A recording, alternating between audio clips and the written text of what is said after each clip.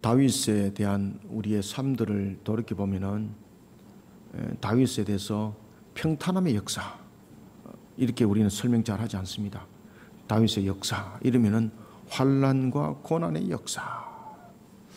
우리가 시편도 그렇습니다만은 다윗의 사무엘 상하의 역사를 보면은 다윗이 들판을 거닐면서 참 아름다웠더라. 참으로 오늘은 날이 평안하구나.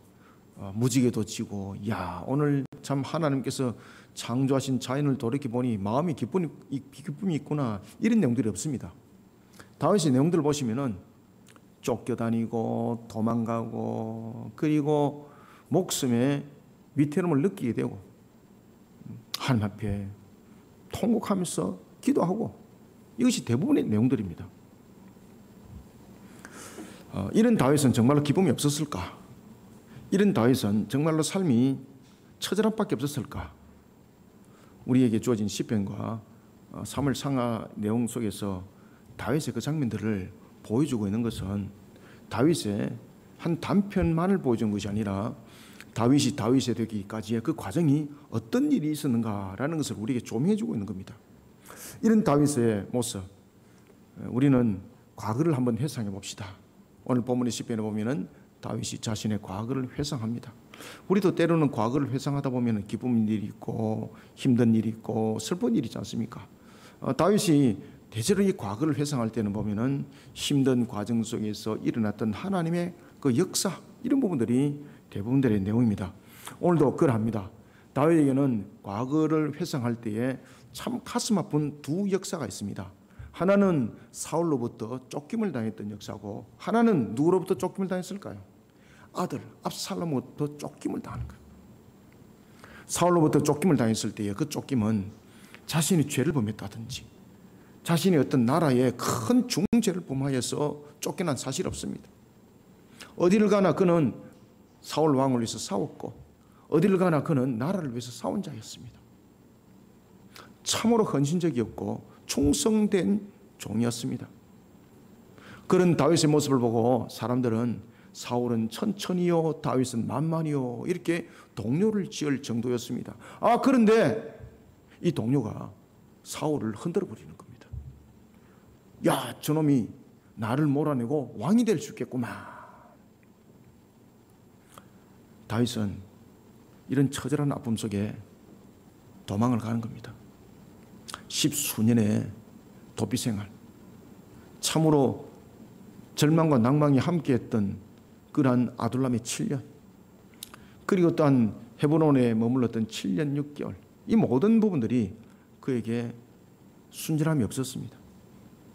이런 과정, 그런데 놀랄 사실은 그가 이러한 처참한, 세상 사람들의 눈으로 볼 때는 정말로 황망하고 처참하고 무너진 환경, 그런데 다윗의 모든 역사의 반전은 거기서 일어납니다. 다윗은 이 과정을 통해서 다윗이 되는 겁니다. 제가 이 말씀을 이제 묵상을 하면서 참 다윗의 모습이 또 내 같은 거예요. 꼭 우리 교회 사역과 같은 거예요. 평안할 날이 없잖아요. 가지가 많으면은 바람 날 일이 없다 그러는데 가지도 없는데 바람이 멈추질 않아요. 가지도 없는데 바람만 그냥 불고, 다윗이 딱 이 모습인 거죠. 그래서 이 본문의 설교를 하면서 제가 그런 느낌을 받았습니다. 지금 이것이 나를 향한 하나님의 말씀이구나. 그래서 여러분들이 들을 때는 그래, 맞아, 저는 목사님을 향한 말씀이야, 이러면 여러분들은 오늘 여기서 하나님을 만나지 못합니다. 제가 이렇게 말하더라도 여러분들은 그것을 여러분들을 향한 하나님의 음성으로 들으셔야 됩니다. 이래만이 하나님과의 인격적 교제가 일어납니다. 이것이 다윗의 장점입니다. 다윗은 어떤 관계 속에서도, 어떤 환경 속에서도 제3자적인 관점에서 그는 모든 것을 바라보지 않습니다. 항상 당사자적인 입장에서 그는 모든 것을 바라봤고 하나님 앞에 엎드린 자였습니다. 그 속에 반전의 역사가 일어났습니다. 여러분, 우리가 성경에 대해서 반전의 역사를 써내려갔던 대표적인 인물을 한번 봅시다. 가장 대표적인 인물이 누굽니까? 우리가 나타나고 있는 것처럼 반전의 역사를 일으켰던 부분들, 제일 첫 번째 아브라함이지 않습니까? 그죠? 우상 숭배자, 갈대우를 떠나서 하나님을 향하여서 믿음의 조상이 되었던 아브라함. 그리고 또한 반전의 역사를 써내려갔던 또 대표적인 사람 누굽니까? 자신은 고난의 세월을 130년을 살았습니다라고 말할 정도의 그 인생을 살아왔던 야곱, 반전의 역사를 써내려갔지 않습니까? 그리고 또한 반전의 역사를 써내려갔던 가장 또한 대표적인 사람 누굽니까? 요셉, 야곱의 11번째 아들이었죠. 요셉. 그죠? 구약 성경에는 이런 반전의 역사를 써내려갔던 사람들이 참으로 많습니다. 그 중에서 또 한 사람이 누구였습니까? 반전의 역사를 써내려갔던 사람 중에서 대표적인 사람이 바로 다윗이었습니다. 그리고 또한 신약 성경 속에서는 반전의 역사를 써내려갔던 사람들의 역사를 보면 예수님의 제자들이었죠. 그 중에서 가장 뚜렷하게 등장하는 사람이 사도 바울이었습니다. 다윗. 참으로 다윗은 우리가 시편의 내용들과 사무엘 상하의 내용들을 보면은 야, 하나님을 향한 절대적 신앙은 바로 저런 것이구나. 이런 부분들을 우리는 바라보게 됩니다. 사울로부터 쫓김을 당했을 때는 두려움과 공포 속에 있다면요, 자신의 아들 압살롬으로부터 쫓김을 당했을 때는 마음의 아픔이 더 컸습니다. 아시겠습니까? 여러분들, 마음의 아픔이 공포와 두려움을 사로잡습니다. 사울로부터는 권력의 쫓김이잖아요. 그 속에서 두려움과 공포와 고통 속에 있었는데, 아들로부터 쫓김을 당할 때는 예루살렘에서 신발도 제대로 신지 못하고 야방에 도주했습니다. 눈물로서 가슴이 찢어지는 거죠.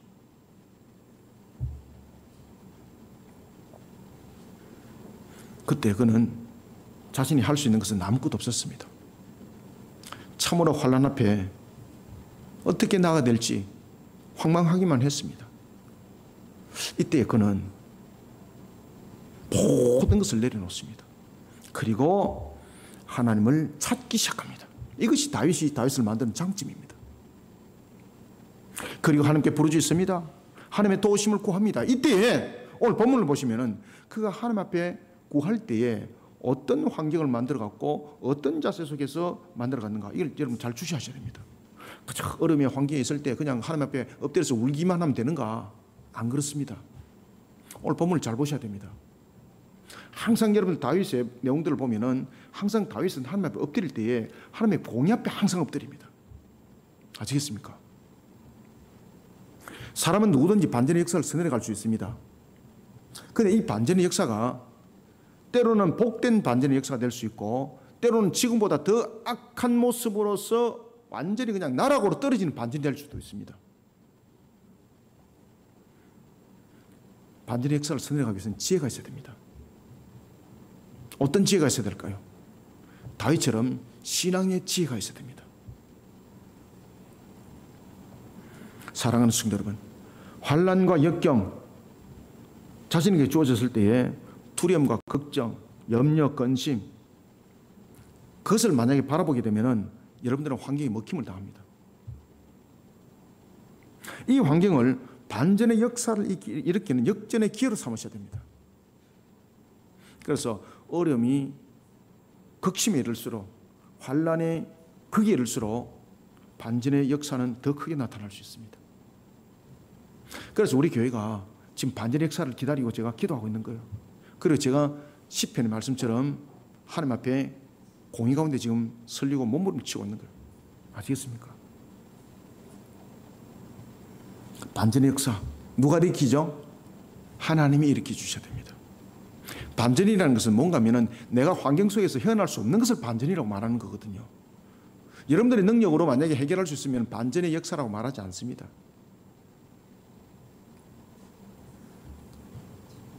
역전의 기회로 삼을 수 있는 그 반전의 역사, 다윗처럼 하면 됩니다. 우리는 어떤 신앙의 자세로서 환경과 자신에게 주어진 역경 가운데 놓여진 것을 반전의 역사를 일으켜야 될까요? 우리가 세 가지로 보겠습니다. 먼저 1절을 한번 읽어봅시다. 시작. 내 의의 하나님이여, 내가 부를 때 응답하소서. 곤란 중에 나를 너그럽게 하셨사오니 내게 은혜를 베푸사 나의 기도를 들으소서. 아멘. 자, 여러분들 오늘 이 시편의 이 내용을 통해서 여러분들이 이것을 단순하게 보시면 안 됩니다. 아, 그렇게 맞아. 하나님 앞에 그냥 은혜를 구하면 되구나. 내가 환란이 부닥쳤을 때에 하나님 앞에 엎드리면 되구나. 안 됩니다. 그래서 반전의 역사를 통해서 볼 때에 다윗의 내용 전체를 다 보시고 들어오셔야 됩니다. 우리는 먼저 첫 번째 1절부터 2절 통해서 하나님께 불의한 모습으로서는 엎드려도 하나님께서 그렇게 응답 안 합니다. 왜 그런가 아세요? 하나님의 속성을 잘 아셔야 된다는 거예요. 그래서 신앙의 지혜를 가지라는 거예요, 제가. 그래서 메시지를 그렇게 딱 던진 거예요, 제가. 그래서 제가 신앙 가운데 몸부림치잖아요, 여러분들요. 신앙 가운데 몸부림치잖아요. 하나님께 불의한 모습으로서는 절대 반전의 역사는 안 일어납니다. 왜 그런가 하면 하나님의 공의가 응답하지 않습니다.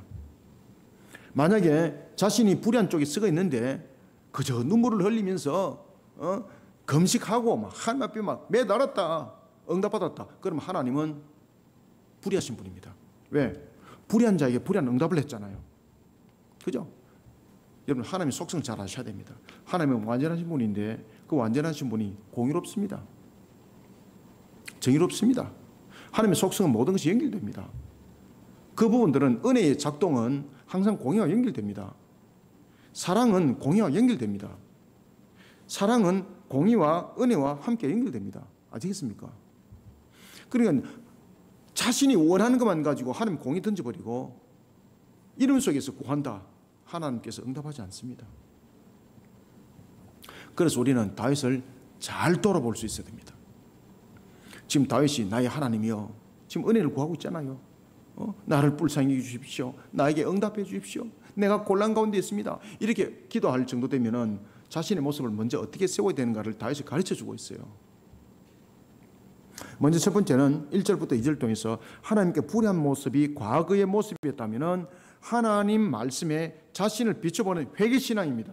회개신앙으로 공의 하나님께 합한 모습이 되어 반전의 역사를 써내려가는 지혜자들이 되시기 바랍니다. 이해하셨습니까? 다윗이 그랬습니다. 지금 다윗의 지금 기도가 지금 그렇게 시작되는 겁니다. 그래서 다윗은 그냥 입술만 열은 것이 아닙니다. 다윗이 사울로부터 쫓김을 당한 것은 자신의 죄로 인한 것이 아닙니다. 분명히 자신보다 뛰어나고 사울이 자신보다 뛰어나고 그리고 백성들로부터 추앙을 받는 다윗에 대한 시기로 생겨난 것입니다. 그런 사울에게 악령이 임하는 거죠. 사무엘상 18장 10절 이하에 보면은 사울에게 악령이 임해서 다윗을 창으로 찔러 죽이려고 합니다. 그런가 하면 자신의 아들 압살롬으로부터 쫓김을 당할 때 반역의 역사 속에 쫓김을 당합니다. 정말로 무너지지 않아요. 그런데 다윗이 오늘 10편 4편에서 이렇게 하나님께 지금 기도하잖아요. 기도할 때 그 지나왔던 과정들이 있었습니다. 특히 자신의 아들로부터 쫓김을 당할 때 다윗은 사울의 친족 가운데서 시므이라는 사람이 있었습니다. 그 시므이가 다윗을 저주를 하는 거예요. 막 돌을 막 던지면서 와, 얼마나 열받습니까? 그죠? 얼마나 처참합니까? 아들한테 쫓김을 당하는 것도 마음이 무너지는데 사울의 친족이었던 그들, 정말로 다윗은 사울의 그 집안을 위해서 얼마나 헌신했습니까? 그죠? 그들의 자존심도 다 살려줬고 그들의 존재감도 만들어주었습니다. 예루살렘을 회복을 통해서도 그 모든 문제점들 속에도 그는 모든 것을 만들어 가셨습니다. 베냐민 지파를 그는 높여주었습니다. 원수 살 일이 아무것도 없습니다. 시므이가 다윗에 가서 정말로 왕이여 어찌 이렇게 황망한 세월을 살아갑니까? 정말 원통하면서 같이 슬퍼하고 정말 다윗을 위해줘야 됩니다. 그런데 시므이가 왜 그렇게 돌을 던졌을까요? 그 돌을 던진 이유는 딱 하나죠. 우리 베냐민 지파가 왕이 돼야 되는데 유다 지파 너가 왕이 됐구나, 여기에 대한 시기 질투죠. 그걸 저주하면서 돌 던지는 거예요. 그러니까 뭐라고 말하는가 하면 네가 그렇게 왕이 되어서 네가 다스리는 것을 하나님 저주했다는 말이죠. 다윗은 거기에 대해서 아무 말 하지 않습니다. 이 장면을 통해서 자신의 친족이었던 아비새가 여러분 아비새는 여러분 잘 아시는 것처럼 요압의 동생이었고 그런가 하면은 또한 이 아비새는 3대 장군 가운데서 한 사람이었습니다. 아비새가 뭐라고 말하는가 하면, 왕이여, 내가 지금 단칼에 저 시므이의 목을 베버리겠습니다. 그때 다윗이 아비새를 멈추도록 합니다. 그때 다윗이 뭐라고 말하는가 하면 아비새에게 이렇게 말합니다. 사무엘하 16장 12절에 보면, 혹이나 그 저주가 오늘 하나님께서 나에게 내린 나의 잘못으로 인한 지금 내가 쫓김의 저주였고, 내가 그 저주에 대한 부분들이 지금 시므이를 통해서 그 말이 주어진다면 나는 그 저주를 받아야 된다. 그러니 그의 행동을 막지 마라. 하나님이 그의 입을 열어서 말하는 것이다. 사무엘하 16장 12절은 이렇게 고백합니다. 혹시 여호와께서 나의 원통함을 감찰하시리니 오늘 그 저주 때문에 여호와께서 선으로 내게 갚아주시리라. 아멘. 그는 내가 저주받을 일이 없음에도 불구하고 시므이가 나를 저주했다면 그 저주를 하나님께서 나에게 갚아주실 것이다. 하나님의 공의 앞에 딱 엎드리는 거예요. 다윗은 하나님이 보시기에 불의한 것이 있다면 공의의 그 값에 자신 또한 예외가 될 수 없다는 사실을 잊지 않습니다. 이런 다윗은 자신의 신하였던 우리아의 아내를 범한 사실이 있습니다. 사무엘하 12장 13절 이하에 보면 나단 선지자를 통해서 하나님의 진노가 그에게 임합니다. 그때에 그는요, 하나님의 그 징계를 다 받아들입니다. 공의 하나님 앞에 서는 겁니다. 참 회개의 신앙으로서 하나님 앞에 용서를 구하는 겁니다. 이런 다윗의 모습이 다윗을 다윗되게 만드는 겁니다.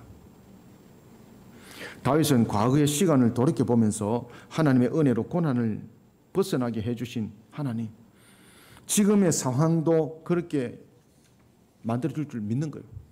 이때에 다윗은 억지를 부리지 않습니다. 생떼를 부리지 않습니다. 오늘 본문에도 보면 이렇게 말합니다. 내 의의 하나님이여. 지금 기도를 그렇게 하고 있습니다. 지금 하나님이 어렵다는 것은 내가 하나님 앞에 어려운 모습으로 서야 된다는 이야기예요. 그러면 나의 의의 하나님이라는 것은 공의의 하나님을 지금 고백하고 있다는 거죠. 그러면 내가 공의의 하나님 앞에 내 자신이 잘못된 모습 속에서 하나님 이 상황들을 모면하게 해주세요 라고 말한다면 그 기도는 잘못된 기도입니다. 그 신앙은 잘못된 신앙입니다. 왜 그런가 하면 공의의 하나님을 지금 부르짖었잖아요. 그런데 나의 행동은 지금 공의롭지 못하잖아요. 불의한 짓을 했잖아요. 그 불의한 짓에 대해서 나는 그 값을 지금 치료하지 아니하고 섰다. 하나님의 공의가 먼저 응답합니다. 그래서 우리는 하나님 앞에 무조건 구하는 것 자체가 기복적인 데서는 안 됩니다. 하나님의 속성 속에서 우리는 신앙으로 반응하셔야 됩니다. 그래서 다윗이 내 의의 하나님이여 내가 부를 때에 응답하소서라고 말하고 있는 것은 지금 자신에 대한 공의 속에 내가 하나님 앞에 혹이나 공의 속에 내가 세워지지 못한 것이라면 내가 그 공의 값을 받겠습니다는 뜻입니다. 하나님의 공의의 거울에 자신의 모습을 세우는 겁니다. 회개함으로 하나님의 공의에 합한 모습에 신앙으로 세우는 겁니다. 그리고 입술이 열리는 겁니다. 나를 너그럽게 하셨사오니 내게 은혜를 베푸사. 그죠? 은혜가 딱 등장하잖아요. 나의 기도를 들으소서. 1절 2절을 함께 읽읍시다. 시작. 내 의의 하나님이여 내가 부를 때에 응답하소서. 곤란 중에 나를 너그럽게 하셨사오니 내게 은혜를 베푸사 나의 기도를 들으소서. 인생들아 어느 때까지 나의 영광을 바꾸어 욕되게 하며 헛된 일을 좋아하고 거짓을 구하려는가. 셀라. 아멘. 그러니까 보십시오. 인생들아 어느 때까지 나의 영광을 바꾸어 욕되게 하고 헛된 것을 좋아하고 거짓을 구하라 그러냐. 하나님이 응답하지 않습니다.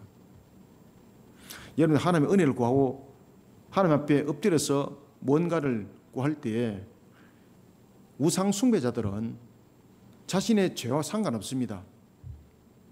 우상 숭배자들은 우상이라는 자체가 신이 아니잖아요. 그러니까 자식이 된지 착각을 하고 있는 거죠. 뭐 열과 성을 다 바치면은 내가 이루어질 것 이루어진다. 자신이 불의한 짓은 다 하고 앉아가 있으면서 자신의 불의한 것에 대해서 더 플러스를 자신이 원하는 것을 더 얻기 위해서 자신들이 정성을 쌓고 이렇게 하는 거잖아요. 그죠? 여러분들, 우리가 우상 숭배자들 보십시오. 우상 숭배자들 가운데서 회개하는 신앙이 있습니까? 우상 숭배자들은 전부 다 자신들의 요구를 바라는 측면에 있습니다. 바라는 측면에서 그 신에게 만족을 채워서 그것을 받아들여서 얻는 그 획득. 그런데 하나님 앞에 신앙은 그렇지 않습니다. 그래서 하나님 앞에 신앙은 항상 내가 완전하신 하나님, 거룩하신 하나님, 그 속성 속에 나를 비춰보게 되는 겁니다. 공의로우신 하나님. 우리 하나님 앞에 은혜를 구하려면요, 먼저 우리가 하나님 앞에 거룩한 모습, 하나님의 공의 값에 세워지지 않으면 은혜는 성립되지 않습니다. 다윗이 그것을 잘 가르쳐주고 있습니다. 그래서 어떤 사람은 하나님 앞에 기도를 하는데 참으로 응답이 잘 되는데 나는 왜 이렇게 응답이 안 됐고, 오늘 다윗의 모습을 가지고 딱 비춰보시기 바랍니다. 그럼 답이 있습니다. 나는 그냥 내 욕심에 바라기만 했던 거예요. 내 욕심에. 나는 하나님 앞에 공의롭게 세워진 것은 아무것도 없고, 불의한 속에서 이미 세워져 있고, 이미 불법한 속에 세워진 이 부분들을 잘되게 해달라고 기도를 했을 뿐이에요. 그래, 하나님의 공의는 응답 안 해요. 하나님의 공의는 오히려 이 불의한 것 망하게 만들어버려요. 안 세워집니다. 제가 좀 여러분들에게 심하게 말씀드렸습니까? 지금 잘 가르쳐주고 있는 겁니다. 이 속에 은혜가 있습니다. 아시겠습니까? 제가 만약에 사꾼의 목사라면 여러분들 환난이 있습니까? 염려가 있습니까? 다윗처럼 엎드려 기도만 하시면 됩니다. 전능하신 하나님 여러분들 반드시 도와줄 것입니다. 이렇게 할 것입니다. 그런데 바르게 가르쳐야 되죠. 저도 그렇게 살아가고 몸부림치고 있는데,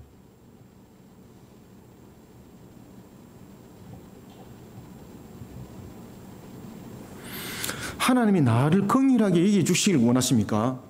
그러면은 다윗의 첫 번째 기도를 잘 기억하시길 바랍니다. 내 의의 하나님, 이렇게 기도가 딱 들어갔습니다. 그러면 하나님이 어렵다는 것은 내가 하나님 앞에 어렵게 쓰지 못하면은 나는 그 기도를 받아 하나님 앞에 간구할 그런 자격은 있다 없다? 없다는 뜻입니다. 하나님 나를 긍휼히 여겨 주세요, 그렇게 말할 수 없다는 거예요. 은혜를 베풀어 주세요, 이렇게 말할 수 없다는 거예요. 왜? 하나님 그렇게 응답 안 하니까. 그래서 다윗은 자신이 불의한 일을 했을 때에 나단 선지자로부터 징책을 받잖아요. 그 죄값을 전부 다 받아들이는 겁니다. 다윗은. 그리고 하나님의 통하고 회개합니다. 그때 하나님은 그를 긍휼히 여기세요. 공의롭게, 정의롭게, 거룩하게. 이것이 하나님의 속성 속에 있는 거거든요. 이 신학적인 부분에서 배우는 것으로 끝나는 것이 아닙니다. 이것을 신앙이라고 말하는 거예요. 이런 속에 우리의 신앙들이 세워지지 못하면 우상 숭배자들과 똑같습니다. 내 의의 하나님이여. 이 다윗의 고백을 잘 기억하셔야 돼요. 내 의의 하나님이여.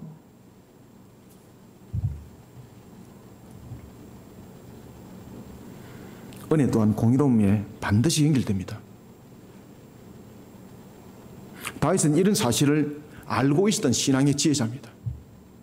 그래서 다윗의 신앙의 장점 속에서 회개함이 가장 잘 나타나고 있는 거예요. 하나님, 내가 하나님 앞에 죄를 범하여 싸우니 주여 나의 죄값을 받으시고 나를 불쌍히 여겨 주옵소서. 그 공의를 값을 받고 공의를 지불하고 내가 그 속에 하나님 앞에 다시 서는 거거든요. 하나님의 공의는요, 우리를 절대 찢어버리고 무너뜨리질 않아요, 여러분들요. 그래서 하나님의 공의는 때로는 두렵고 때로는 공포 속에 있습니다만은 하나님은 우리를 무너뜨리는 속에 끝장내질 않아요. 회복시켜요. 그것이 욥기 42장이에요. 욥기 42장. 갑절로서 회복시켜줘요. 다윗이 무너진 환경을 극복한 결론만 말한다면 어리석은 위치에 자신을 세워놓는 늘 시험에 빠질 수 없는 일에만 여러분들은 놓이지게 되는 겁니다. 다윗이 이렇게 극복했어요. 다윗이 이런 결론을 가졌어요. 이것만을 가지고 여러분들이 만약에 신앙을 한다면 여러분 반드시 시험 들게 되어 있습니다. 아니, 다윗은 이렇게 해결해 준데 왜 하나님 나를 해결해 주지 않아요? 이 속에 시험 빠지게 되어 있습니다. 다윗의 그런 결론에 대한 반대의 역사를 써내기까지는 어떤 부분들의 신앙이 있었는가? 다윗은 신앙의 지혜자라 그랬죠. 그죠? 그래서 하나님의 공의 앞에 그는 공의 값을 다시 묻습니다. 때로는 자신이 잘 깨닫지 못할 때 나를 깨닫게 해 주옵소서. 그리고 그는 그 공의를 받아들입니다. 심지어 다윗이 군사의 그 개수, 마병의 개수를 헤아리지 마라 그랬는데 그 헤아렸다가 하나님 앞에 징계를 받을 때에 그가 하나님께서 선택을 하라 그럽니다. 징계를. 근데 그 징계를 선택할 때에 하나님께서 주시는 징계가 제일 무겁고 무서운 징계였습니다. 근데 그는 세상으로부터 받는 징계를 받지 않고 하나님께 직접 내리는 그 공의 징계를 그는 받습니다. 하나님은 그 모습을 딱 보는 거예요.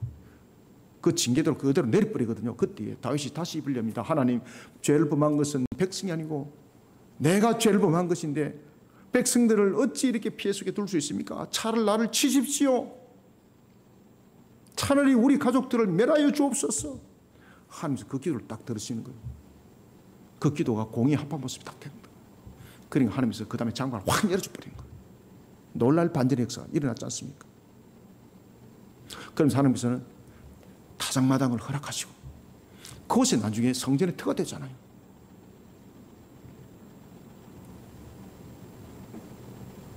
다윗이 무너진 환경을 극복한 결론만 말하면 안 됩니다.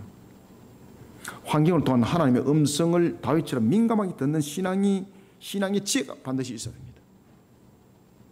과거에 하나님께 불의한 모습이 있었다면 이 문제를 해결할 수 있는 것은 다윗이 그렇게 했던 것처럼 회개신앙으로 나아가는 것 외에는 길이 없습니다. 왜? 공의의 하나님 속에 항상 우리가 세워져야 되거든요. 하나님의 말씀에 자신을 비춰보는 회개신앙으로 공의의 하나님께 합한 모습으로 나아가는 자, 하나님께서 그에게 은혜를 베풀어 주십니다. 왜? 그게 공의롭거든요. 내가 공의의 하나님 앞에 회개신앙으로 나갑니다. 그러면 은혜를 베풀어 주시는 것은요, 은혜만으로 작동되는 것이 아닙니다. 공의가 은혜와 함께 작동되는 겁니다. 그런 자에게 하나님께서 은혜를 베풀지 않는다면 하나님은 공의롭지 못합니다.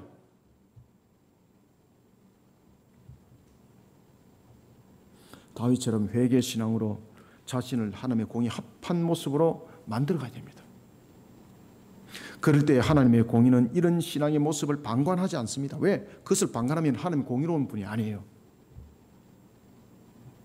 반드시 은혜를 공의로 연결해서 베푸는 것이 하나님의 공의로움이에요. 우리는 이 사실을 잊지 마셔야 됩니다. 우리는 이란 속에 신앙의 지혜를 가지시기 바랍니다. 그래서 공의 하나님을 항상 두려움으로만 보지 마시기 바랍니다. 공의는 공의롭게 세워졌을 때는 은혜로 다가온다는 사실입니다. 이것이 공의로움입니다. 이런 사실을 잊지 않는 신앙의 지혜자들이 다 되시길 바랍니다. 그런 속에 반전의 역사를 써내려가는 여러분들이 다 되시길 소원합니다. 두 번째는 3절입니다. 함께 읽습니다. 시작. 여호와께서 자기를 위하여 경건한 자를 택하신 줄 너희가 알지어다. 내가 그를 부를 때에 여호와께서 들으시리로다. 아멘.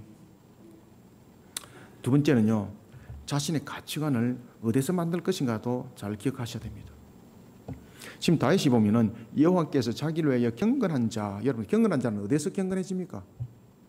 하나님 안에서 가치관이 새롭게 된 자입니다. 저와 여러분들이 하나님 안에서 가치관을 만들어가는 자들이 되면 하나님 책임집니다. 우리는 두 번째, 반전의 역사를 어떻게 써내려가는 지혜자가 되어야 되는가? 첫 번째는 자신을 공의 가운데 세우라 그랬죠, 그죠? 공의 가운데 세우는 신앙의 지혜자가 되어야 된다. 두 번째는요, 자신의 가치관을 하나님 안에서 만들어가는 지혜자들이 되시기 바랍니다.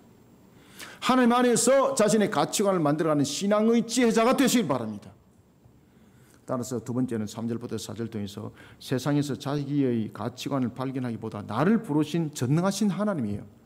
나를 부르신 전능하신 하나님 안에서 자신의 가치관을 찾으며 자신의 삶에 대해 반전의 역사를 써내려가는 지혜자들이 되시기 바랍니다. 그래서 여러분들은 항상 지혜자가 되기를 기도하시기 바랍니다. 지혜자. 신앙의 지혜자가 되면요, 결판 납니다. 이미. 하나님께서 때로는 필요할 때 세상 속에 살아가는 지혜도 주시고 환경을 이길 수 있는 지혜도 주시고 그 지혜가 능력으로 나타나거든요. 하나님 주시는 지혜는 지식이 아닙니다. 지혜는 능력으로 나타남입니다. 이스라엘을 위해 세워진 왕은 그 사람의 능력으로 또는 백성들의 추앙으로 이루어지지 않습니다. 하나님의 선택으로 이루어집니다. 하나님의 선택이라는 것은 그 나라의 주체자도 하나님이고 백성에 의해서 선택되지 않습니다. 백성도 하나님이 세우심이었습니다. 그러면 백성의 주체자도 하나님이라는 뜻이에요. 그러면 모든 것은 하나님 안에서 해법이 나와야 된다는 겁니다. 왕도 하나님 안에서 문제를 찾아야 되고 백성도 하나님 안에서 문제를 찾아야 되는 거예요. 그럼 다시 말하면 백성도 그렇고 왕도 그렇고 모든 부분들은 자신들의 가치관의 진정한 가치관, 자신들의 진정한 진주 보석과 같은 그런 가치관을 찾으려고 그러면 세상 안에서는 찾으면 안 된다는 겁니다. 전능하신 하나님이잖아요. 전지하신 하나님이잖아요. 그 신앙 안에서 찾으셔야 돼요. 그러면 그 전지하심과 그 전능하심이 여러분들을 더욱더 지혜롭게 만들어요.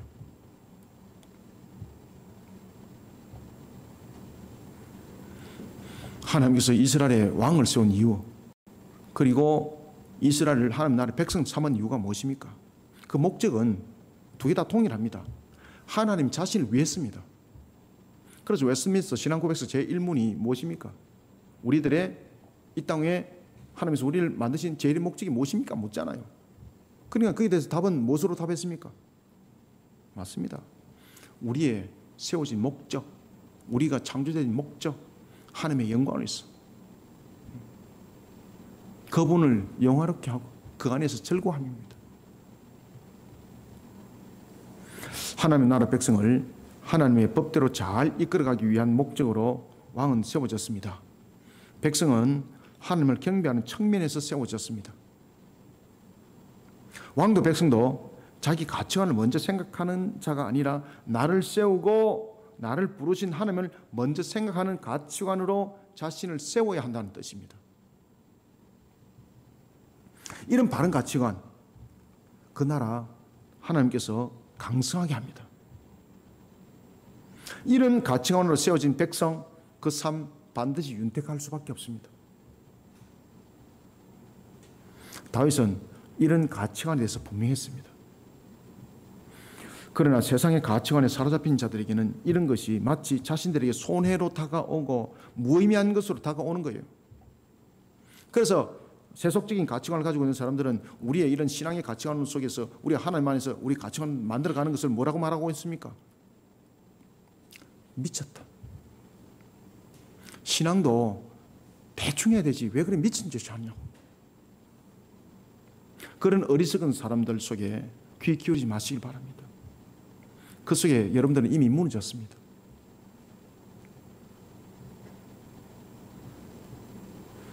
왜 이스라엘이 신정국가겠습니까? 하나님의 뜻을 저버리면서 왕권을 탈취했던 압살롬 어떻게 됐습니까? 결국 처참하게 죽었습니다. 자신이 자랑 삼던 그 머리가 말을 타고 가는 그 속에 나뭇가지에 걸려서 결국은 대롱대롱 매달려가지고 처참하게 죽습니다. 하나님의 명을 어기고 어찌 평안한 잠자리가 있겠습니까? 없습니다. 3절, 4절, 2절 함께 읽어봅시다. 시작. 여호와께서 자기를 위하여 경건한 자를 택하신 줄 너희가 알지어다. 내가 그를 부를 때에 여호와께서 들으시리로다. 너희는 떨며 범죄하지 말지어다. 자리에 누워 심중에 말하고 잠잠할지어다. 셀라. 아멘. 하나님 안에서 가치관을 키워나가면요 잠자리에서도 떨림이 없어요. 여러분들 기쁨이 있어요. 그래서 제가 윤봉술 권사님한테 제가 기도해 드릴 때 제가 그렇게 기도했잖아요. 하나님, 우리 권사님 참으로 연로하지만 잠자리 들 때에 이 잠자리 하나님 주관하여 주시고 하나님이 치료하는 잠자리가 되게 하여 주옵소서. 이 잠자리가 기쁨이 되게 하여 주시고 그 다음날 일어났을 때는 더 강건한 모습 속에 하나님의 영광 드러내게 하여 주옵소서. 가치관, 그 신앙 안의 가치관을 늘 담기는 것이 우리의 기도고 삶이고 이 모습이 함께 어우러졌을 때에 우리는 윤택할 수밖에 없어요. 여러분들요. 윤택할 수밖에 없어요. 90서희, 94시 됐는데 4층 계단 올라와서 예배 드리잖아요. 그죠? 80 조금 넘으니까 그냥 다리도 걷지 못하고 그냥 누워 계시는 분들이 얼마나 많아, 그죠? 백수에 가깝는데 두 다리로 제단을 올라요, 여러분들요. 왜? 하나님께서 그 몸에 기력을 주고 윤택함을 주기 때문에 올릴 수 있는 거예요.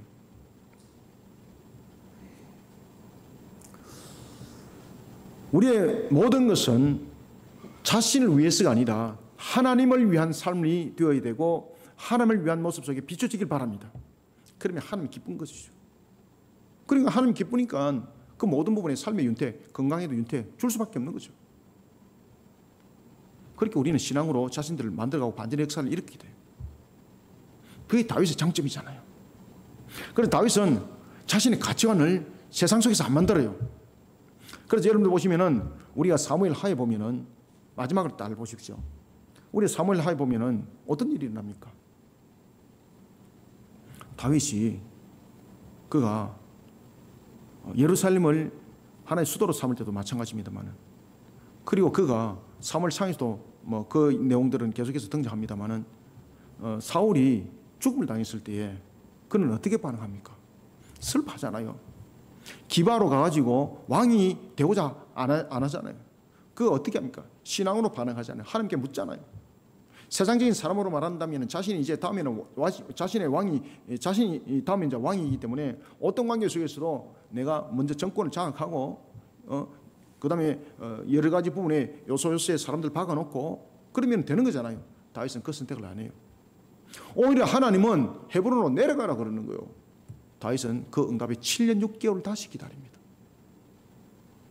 신앙으로 반응한 거죠. 7년 6개월 이 속에서 반전의 역사가 일어나는 겁니다. 그런가 하면 그가 또한 사울로부터 쫓김을 당했던 아둘람, 그죠? 엔게디 고온을 비롯한 그런 여러 가지 부분들을 우리가 하나로 묶어서 우리가 아둘람 시절이라고 말하지 않습니까? 그 7년 아둘람 속에서 그는 참으로 비참한 세월을 살아갔습니다. 그런데 놀랄 사실은 하나님께서는 그 아둘람을 통해서 400명의 권세자들이 아닙니다. 400명의 그들도 참으로 헐벗은 자들, 원한을 받은 자들, 정말 세상 속에서 버림을 받은 자들이었거든요. 그들을 하나님께서 다윗에게 붙여주는 거예요. 놀라운 사실은 이들이 다윗에 함께하는 동지가 되는 겁니다. 평생 함께하는 동지가 되는 겁니다. 그렇게 반전의 역사가 일어난 겁니다. 세상 측면에서 가치관을 만들어간 것도 아니죠. 하나님 안에서 가치관을 만들어가니까 세상에 무너진 사람들을 통해서 하나님께서 나중에 가장 강력한 세력을 만들어갔던 겁니다. 이것이 하나님 안에서 가치관이에요. 사람의 눈으로 볼 때는 좀 있어 보이는 사람하고 친해야 되잖아요. 있어 보이는 사람이 많아지, 야, 뭐 얻어먹을 것도 많고, 뭔가 손버릴 때도 있다. 그렇지 않습니다. 하나님 안에서 가치관을 만들면요, 거지와 같은 사람도 하나님께서 가장 부하게 만들어서 그를 돕게 만듭니다. 하나님 안에서 가치관은 다릅니다. 하나님은 어떤 분이십니까? 전지하시고 전능하신 분이잖아요. 그래서 다윗의 가치관 속에 하나님은 응답했던 거예요. 그러니 다윗의 중심 세력들을 보면 전부 다 헐벗은 자들, 연약한 자들, 원한 산자들, 뭐 이런 자들. 그런데 이들이 나중에 다윗을 배반하지 않습니다. 다윗의 뒤에 등에 칼 꽂지 않습니다. 만약에 다윗이 세상의 가치관으로 자신의 세력을 만들었다면 다윗은 아마 그 세력 속에 일찌감치 죽었을 겁니다.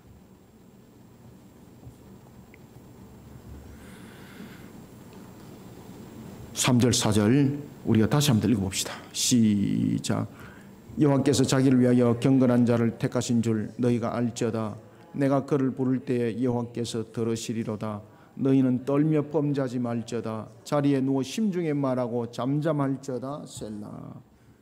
하나님께서 죄를 범하지 말고 잠잠하면은, 자기의 신앙을 돌이켜보면은, 하나님 앞에 자신의 신앙을 바르게 세워나가면은 어떻게 된다는 겁니까? 심지어 그 공포 속에서도 편안한 잠을 잘 것이다. 자신의 주변, 자신의 능력, 자존심, 이 모든 것은 하나님 앞에 무익할 뿐입니다. 하나님 앞에 겸손한 신앙으로 자신을 잠잠히 세워나가야 합니다.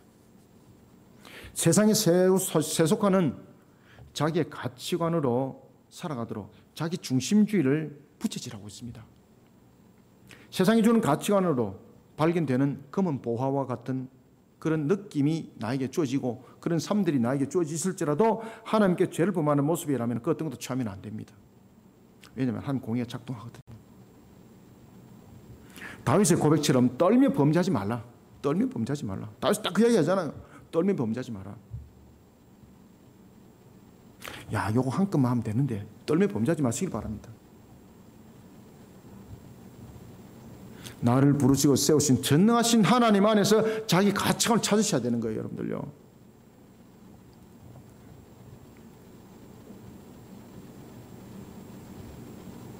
자신이 세상 가운데 보잘것없이 보여도 보잘것없는 존재가 아닙니다. 나를 부르신 하나님 안에서 자신의 진정한 참된 가치관을 찾아야 됩니다. 사랑하는 성도 여러분, 세상에서 자신의 그 가치관을 발견하기보다 나를 부르신 전능하신 하나님, 그 안에서 자신의 가치관을 찾으시길 바랍니다. 이런 가운데에 자신의 삶에 대해 반전의 역사 하나님이 책임집니다. 다윗과 같은 하나님을 향한 신앙의 지혜자들이 다 되시기를 소원합니다. 마지막으로는 세 번째 5절 읽습니다. 시작. 의의 제사를 드리고 여호와를 의지할지어다. 아멘. 마지막으로는 세 번째는 5절부터 8절을 통해서 하나님의 나라의 선을 도모하는 일에 앞장서시길 바랍니다. 하나님의 나라의 선을 도모하는 일에 앞장서면서 화복의 주관자 되시는 하나님 안에서 반전의 역사를 써내려가는 복 있는 지혜자들이 다 되시길 바랍니다. 다윗은 하나님과 끊임없이 영적 교제를 가집니다.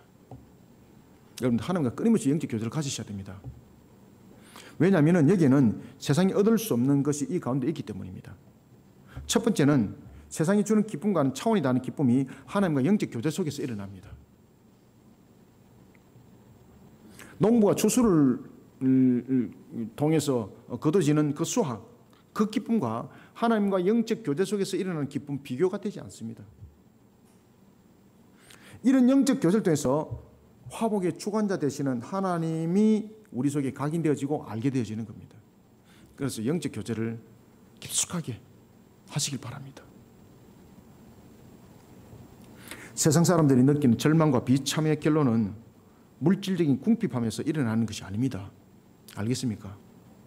그 결론은 화복의 주관자 되시는 하나님과 영적 교제가 없기 때문에 무너진 가운데 나타난 결론입니다. 그게 사람들이 모르는 거죠. 그게. 근데 영적 속에 있는 사람은 그걸 깨달아 알게 되어 있어요, 여러분들요. 그러니 하나님과 끊임없는 영적 교제를 가지고 있는 사람은 항상 무너지는 환경 속에서도 어떻게 합니까? 힘을 내고 용기를 내요, 여러분들요. 그 차이점 보십시오. 하나님과 끊임없는 영적 교제를 가지시길 바랍니다. 그래야만이 반전의 역사를 써내려갈 수 있습니다. 하나님이 말씀해 주세요. 제가 늘 말씀을 드리잖아요. 제가 기도하면서 노트 잘한다고. 그죠? 안 했게도 제가 기도하면서 필기를 계속 써내려가는 거죠. 날마다 써내려가는 것은 아닙니다. 화복의 주관자 되시는 하나님께서 깨닫게 하고 기도를 통해서 영적 교제를 통해서 그 부분들을 알게 만들어요.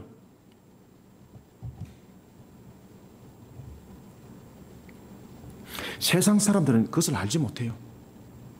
왜 느끼지 못하고 알지 못하겠습니까? 영적 교감이 무엇인지를 그들은 모르기 때문에 알지 못하고 깨닫지 못하는 겁니다.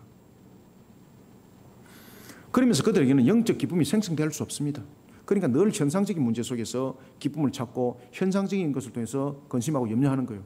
그런데 우리는 현상적인 통해서 기쁨도 얻지만은 현상적인 통해서 우리는 어려움도 당하기도 합니다. 그러나 우리는 실망하고 낭망하고 넘어지질 않아요. 왜 그렇습니까? 영적 교제 속에서 하나님께서 응답해 주세요. 그리고 그것이 역사로 일어나요, 여러분들. 따라서 두 번째는 하나님과 끊임없는 영적 교제 속에는요, 세상이 줄 수 없는 평강이 그 영적 교제 가운데 생성되어지는 것을 믿으시기 바랍니다. 압살롬의 반역에 통해서도 다윗이 쫓김을 통해서도 그가 도망가지 않습니까? 얼마나 불안한 삶을 살아갑니까? 그런데 충격적인 것은 다윗이 잘 자는 거예요. 시편 4편 8절은 이렇게 말합니다. 내가 평안히 눕고 자리니 나를 안전하게 살게 하시는 이는 오직 여호와이시니라. 아멘. 5절부터 8절을 함께 읽읍시다. 시작. 의의 제사를 드리고 여호와를 의지할지어다. 여러 사람의 말이 우리에게 선을 보일 자 누구뇨 하오니 여호와여 주의 얼굴을 들어 우리에게 비추소서. 주께서 내 마음에 두신 기쁨은 그들의 곡식과 새 포도주가 풍성할 때보다 더하니이다. 내가 평안히 눕고 자기도 하려니 나를 안전히 살게 하시는 이는 오직 여호와이시니이다. 아멘. 어렵고 무너진 순간이 있을지라도 하나님 나를 위해서 선을 도모하는 일에 열심을 다하시길 바랍니다. 그러면은 환난 속에서도 편안한 잠자를 줍니다. 하나님께서 편안한 잠자를 주는 것은 정신이 돌아가지고 착란 현상이 일어나서 그것이 아니고 이미 하나님께서 그 문제를 영적으로만 해결하는 것이 아니라 이제는 사실적으로 그것을 해결할 것이니 편안한 잠자를 주고 이제 깨어 일어났을 때는 하나님께서 반전의 역사를 일으킨다는 것입니다. 그러니 신명기 31장 6절도 그 이야기 하지 않습니까? 신명기 31장 6절에 어떤 말씀을 주고 있는가 하면 너희는 강하고 담대하라. 두려워하지 말라. 그들 앞에서 떨지 말라. 이는 네 하나님 여호와 그가 너와 함께 가시며 결코 너를 떠나지 아니하시며 버리지 아니할 것임이니라 하고 아멘. 이 속에 역사는 일어나는 겁니다. 사랑하는 성도 여러분, 우리도 다윗처럼 극단적인 위기를 한두 번이 아니고 여러 번 겪을 수 있습니다. 세상적인 눈으로 보면 최악의 순간이라 말할 수도 있습니다. 그러나 화복의 주관자가 누굽니까? 전능하시고 전지하신 하나님이 화복의 주관자잖아요. 이런 위기 가운데 놓여 있을 때 우리는 오늘 본문처럼 다윗을 돌아볼 수 있어야 합니다. 오히려 하나님 나라의 선을 도모하는 일에 앞장서는 영적 지혜자들 되시길 바랍니다. 그래서 주님께서도 우리에게 그것을 가르쳐 줬잖아요. 너희들이 필요와 모든 부분들은 내가 이미 알고 있으니 너희들은 먼저 구할 때 어떻게 하라 그랬습니까? 하나님의 나라와 그 을을 먼저 구하는 자가 되어라. 아멘. 그것이 답이었습니다. 왜? 화복의 주관자 하나님이거든요. 이미 우리의 모든 쓸 것 필요한 거 이미 다 알고 계시거든요. 전지하시고 전능하신 하나님께서 무너진 그 틀을 복되게 그 틀을 바꿔버리는 역사를 일으킵니다. 하나님의 나라의 선을 도모하는 일에 앞장서면서 화복의 주관자 되시는 하나님 안에 반전의 역사를 서내려가는 복 있는 지혜자의 길을 걸어가는 우리 모든 성도들이 되시기를 소원합니다. 말씀을 맺습니다. 자신에게 찾아온 것이 기회가 아니라 환난과 역경이라면 여러분들은 어떻게 반응하겠습니까? 심지어 한 번도 아니고 이런 환경이 연속해서 일어난다면 여러분들은 어떻게 하겠습니까? 대부분의 사람들은 절망하고 좌절합니다. 심지어 생명을 던지기까지 합니다. 얼마나 어리석기까지 합니까? 여기에 대해서 다윗이 답을 주고 있습니다. 먼저 두 가지가 먼저 성립이 되어야 됩니다. 첫 번째가 무엇입니까? 하나님을 향한 믿음이 반드시 있어야 됩니다. 믿음이 없이는 안 됩니다. 그리고 두 번째는 하나님은 살아 계신다라는 사실과 함께 히브리서 13장 8절의 말씀처럼 어제나 언제나 동일하게 역사하신다는 확신의 신앙을 반드시 선결 조건으로 가지시길 바랍니다. 그래서 믿음과 확신입니다. 하나님은 어제나 오늘이나 동일하신 하나님은 창조 때의 그 능력으로 천지 만물을 만드신 그 능력이 쇠함이 없고 지금도 동일하게 역사한다는 뜻이에요. 이런 흔들림 없는 근본이 있는 신앙이 다윗이 다윗에게 한 겁니다. 환난과 역경 속에서도 다윗은 하나님 앞에 자신이 공의롭지 못했다면 피할 길을 찾는 것이 아니라 하나님의 공의 가운데 자신을 오히려 세웠습니다. 이런 다윗의 모습을 하나님은 바라보고 있었던 거죠. 공의 하나님이. 그리고 반전의 역사는 일어나기 시작했습니다. 다윗의 모든 역사를 보면 전부 다 반전의 역사입니다. 사울로부터 쫓김을 당하면서 반전의 역사가 됐죠. 압살롬으로부터 쫓김을 당해서 반전의 역사가 일어났죠. 그전에도 바세바 사건도 물론 터졌습니다만 그 부분들로 인해서 태어났던 아이가 죽게 되죠. 그러면서 그 하나님의 공의 앞에 엎드리기 시작합니다. 그러면서 태어났던 아이가 하나님께서 주신 선물이 솔로몬이었지 않습니까? 하나님의 선을 도모하는 일에 오히려 앞장서는 가치관으로 세워나가는 신앙의 지혜자가 되어야 됩니다. 왜냐하면 하나님의 공의는 이런 신앙의 반응에 대해 반드시 응답하게 되기 때문입니다. 하나님 안에서 신앙으로 반전의 역사를 써내려가는 지혜자들이 되시기를 주님의 이름으로 축원합니다. 하나님 감사합니다. 주님께서 오늘도 우리에게 특별히 시편 4편을 통해서 펼쳐주신 말씀, 우리에게 다시 한 번 더 우리의 모습들을 상고하게 하시고 돌이켜보게 하시고 우리가 이 땅을 살아갈 때 어떤 존재적 가치 속에 나가야 되는지를 보게 하셨습니다. 참으로 우리가 험난한 시절을 살아가고 있습니다. 참으로 죽음의 고통과 같은 삶을 살아가고 있습니다. 어제의 무너짐이 오늘도 회복되지 아니하고 내일도 회복될 기미가 보이지 않습니다. 그러나 이것이 세상 속의 관점 속에 놓여진 것이니 오늘도 주신 시편 4편의 말씀을 통해서 하나님 안에 신앙으로 모든 반전의 역사를 우리 성도들이 써내려가는 정인이 되게 하여 주옵소서. 오늘도 시편 4편의 정인이 되어지고 정거물이 되어지는 에베네셀의 역사 일어날 줄 믿습니다. 우리의 모든 가치관들이 어찌 세상의 수단과 방법 속에서 만들어지겠습니까? 세상 사람들은 그것을 그저 신앙 속에서 말할 뿐이라고 하지만은 하나님은 살아계신 분이고 천지 만물을 창조하신 하나님은 어제나 오늘이나 어제나 동일하게 역사하신 분이시고 이런 분이 오늘도 우리의 모습을 지켜보고 있음을 믿습니다. 우리의 믿음을 오늘도 주님께서 바라봐 주시고 항상 우리의 모습들이 하나님의 공의 속에 바르게 세워지고 그 공의 속에 우리의 모습들은 하나님의 은혜가 작동되어지는 속에 성령의 놀라운 역사함으로 반전의 역사가 일어나게 하여 주옵소서. 그라여서 우리 모든 성도들이 주님의 거룩한 산 역사에 감람나무, 무화과나무, 포도나무 역사를 결실의 열매로 써내려가는 속에 이렇게 하나님의 역사함 속에 내가 반전의 역사를 써내려갔다 정인되게 하여 주옵소서. 오늘도 주신 말씀으로 우리 모든 성도들 결실 맺길 소망하며 예수님의 이름으로 기도드리옵나이다. 아멘. 301장 찬양 드리겠습니다.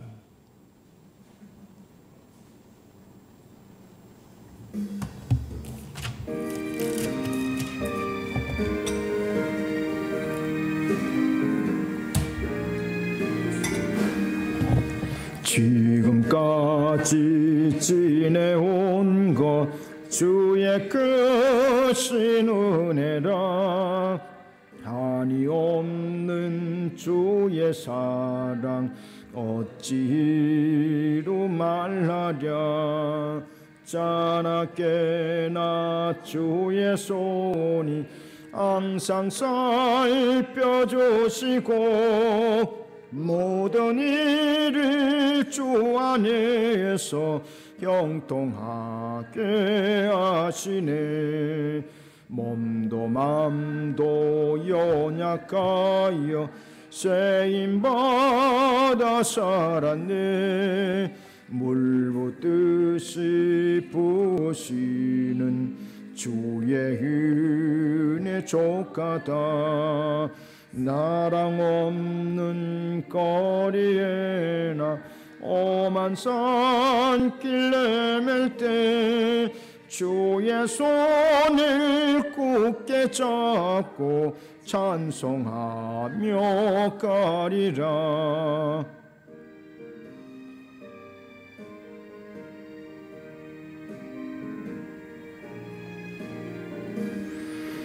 주님 다시 빼올 날이 날로 다가와 무거운 짐 주께 맡겨 벗을 날도 멀잖네. 나를 위해 예비하신 고향집에 돌아가 아버지의 품 안에서 영원토록 살리라. 아멘. 하나님 감사합니다. 주님께서 오늘도 우리에게 펼쳐주시고 열어주시는 말씀, 우리가 세상 속을 살아가다 보면 참으로 여러 가지 어려움도 많고 환난과 역경도 우리 속에 놓여져 있음을 봅니다. 그러나 이 모든 것의 반전의 역사는 전능하신 하나님, 모든 화복을 주관하시는 하나님 안에서 우리는 만들어가기를 원하고, 그런 속에 우리 모든 성도들은 산정이 되어지고 하나님의 기쁨이 되기를 원합니다. 이런 속에 믿음의 신앙 속에 드린 예물이 함께 놓여져 있사오니 주님께서 은혜 담비를 부어 주옵소서. 주일 헌금으로 드린 손길을 하나하나 주님께서 붙잡아 주시고 내가 너를 아노라, 내가 너를 회복시키노라, 내가 너를 일으켜 세우노라. 주님께서 하나님의 영광을 드러내는 한 주가 되게 하여 주옵소서. 이전에 감사의 물로 주님 앞에 또한 은혜를 구합니다. 하나님 앞에 신앙의 고백을 올려놓습니다. 항상 하나님 감사합니다. 신앙의 고백 속에 무엇이 감사한지를 항상 돌이켜보는 것은 호흡조차도 함이 감사하며 참으로 오늘도 주신 말씀에 대해서 더욱더 감사하며 결실을 맺게 할 줄 믿고 감사하며 이런 속에 감사함이 결실로 모든 생업과 사업과 생업터 위에 일어나게 하여 주옵소서. 하나님의 뜻을 세워나가면서 또한 기도 제목들이 있습니다.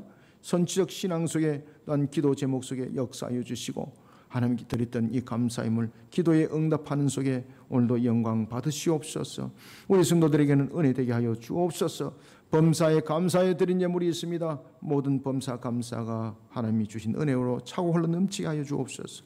소득을 주심에 대한 감사의 예물이 올려져 있습니다. 하나님이 기억하여 주시고 그 소득 속에 주님께서 풍성한 결실을 더욱더 맺어 하나님 영광 받으시옵소서. 그런가 하면 모든 것은 하나님께서 이루어 주셨습니다라는 신앙의 고백으로 올려드리는 11조의 예물이 있사오니 이 고백의 예물 속에 아벨의 그 모든 신앙을 받으셨던 하나님, 이 11조의 고백의 신앙을 받아주시고 이 11조가 세상 가운데 갑절이 만배로 일어나게 하여 주옵소서. 그래서 믿음 신앙 속에 달려감이 무엇인지를 정말로 세상 속에서 발견할 수 없는 그러한 기쁨을 느끼게 하여 주시옵고 그런 소득 속에도 신앙의 용기 얻고 격려 얻고 힘을 얻게 하여 주옵소서. 이런 가운데 믿음이 없는 자들, 믿음이 약한 자들이 하나님께서 주어진 갑절의 11조의 그 소득을 보고 살아계신 하나님 안에 어떻게 신앙으로 반응해야 되는지를 보게 하여 주옵소서. 그런가 하면 주님의 나라 확장을 위해 드린 선교의 물이 있습니다. 우리가 인도, 북한 그리고 또한 하나님이 주신 은혜 속에 우리가 달려가고 있는 여정, 일본뿐만 아니라 여타 여러 선교 지역들이 있습니다. 하나님께서 드린 이 선교의 우리가 동력을 이루고 동참을 이루는 것이오니 드린 선교의 물 속에 그 손길을 복되게 하시고 은혜 충만케 하여 주옵소서. 헐벗은 자 고아 가부를 돌아보라 하였습니다. 특히 우리가 11월 달에 또한 사랑의 바자회를 진행해 나가면서 이 속에 또한 드린 특별한 또한 구제 헌금이 있고 또한 하나님께 주신 은혜의 말씀대로 매월 또한 드리는 구제 예물이 두 종류가 함께 놓여져 있습니다. 하나님께서 일일이 다 기억하여 주시고 그 손길 속에 은혜 담비를 부어 주옵소서. 그 모든 소유 속에 모든 삶의 여정 속에 모퉁이조차도 엄지가 되지 아니하고 양지로 풍성함을 이룰 수 있게 역사하여 주옵소서. 주님의 나라 확장뿐만 아니라 이제 하나님이 주신 은혜 속에 헐벗은 자를 돌아보는 신앙 속에 또한 예배 처소를 세우고자 하는 다윗과 같은 마음이 올려져 있습니다. 그건 중예물입니다. 주님께서 받아주시고 은혜롭게 하여 주옵소서. 세상 속에 머리가 되고 기둥이 되기 부족함이 없게 하시며 하나님의 거룩한 산 역사를 서내려가게 도와주시옵소서. 복된 동산 이루게 역사하여 주시옵소서. 그러면 또한 밭디스를 후원하고 섬김의 손길에 드린 예물 주님이여 기억하여 주시길 원합니다. 교회를 돕고 섬기는 손길도 뿐만 아니라 이와 같이 밭디스를 후원하는 손길 속에 은혜 담비를 풍성히 부어주시고 특별하게 하나님께서 역사 이렇게 세워주시고 복되게 하여 주시옵소서. 마음으로 드린 예물이 있고 또한 반찬과 간식으로 섬긴 모든 손길들 그 예물 속에 은혜 담비를 부어 주옵소서. 마음으로 밖에 드릴 수밖에 없는 것 형편과 환경은 하나님이 하시오니 드릴 물질과 예물이 있도록 주님께서 모든 환경들을 흔들어서 열매 맺게 하여 주옵소서. 이런 가운데 우리 모든 성도들이 삶의 터가 하나님 주신 은혜 속에 안녕을 이루기를 원합니다. 또한 주중에 이제 개원을 앞두고 있는 예매학원위에 주님께서 축복의 동산 이루어주시고 모든 길들 형통케 열어 주옵소서. 주께서 펼쳐주시는 모든 여정들 과정 속에 하나님의 영광 드높이기 부족함이 없도록 우리 모든 성도들 감람나무, 무화과나무, 포도나무의 축복을 응답하여 주시고 풍성한 가지 맺게 하시며 극상품의 열매가 우리 성도들의 수확이 되고 소득이 되어 하여 주옵소서. 기름진 곳간을 주어서 모든 필요를 아시는 하나님 그 필요조차도 가득 채워져서 한 주간이 복된 열매 맺고 할렐루야 찬양하며 나가는 기쁨이 충만한 한 주가 되게 역사하여 주시옵소서. 이런 가운데 하나님께 드린 모든 예물들은 주님의 나라와 그 영광에서 귀하게 쓰임받기를 소망하며 예수님의 이름으로 기도드립나이다. 아멘.